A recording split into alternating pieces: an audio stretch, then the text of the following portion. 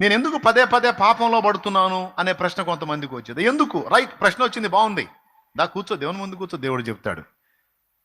ఎందుకు పదే పదే పాపంలో పడుతున్నావు అంటే, మొట్టమొదటిది, పాపం విషయంలో నీ తీర్మానం స్థిరంగా లేకపోయి ఉండొచ్చు.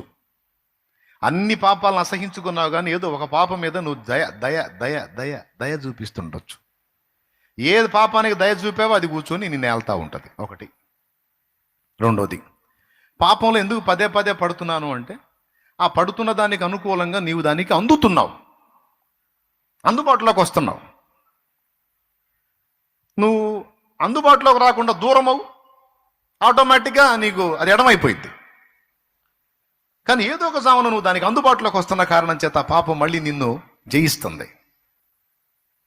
నాకెందుకు అన్నయ్య, ఒక తమ్ముడు వచ్చాడు నా దగ్గరికి, నాకు ఊరక పాపపు తలంపులు వస్తున్నాయి అన్నయ్య, నాకు ఎందుకు వస్తున్నాయి అన్నాడు. మంచిది నాయన, నా దగ్గరకు వచ్చి అడిగి మంచి పని చేశావు, ఎందుకు వస్తున్నాయి అని అడిగావు కదా.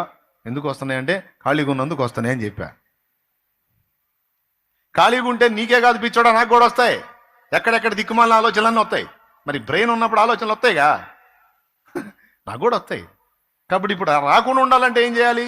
పరిష్కారం చెబుతా. ఖాళీగా ఉండవా, ఏదో ఒక పని చేయి, లేదా బైబిల్ ముందేసుకో, లేకపోతే ప్రార్థన చేయి, లేకపోతే సువార్త చేయి, లేకపోతే మందిరానికి వెళ్ళు, లేకపోతే తోటకెళ్ళు. ఏదో ఒకటి నువ్వు నీ డేని దేవుని సంబంధమైన విషయాల్లో బిజీ చేయి. అప్పుడు వస్తాయేమో నాకు చెప్పు.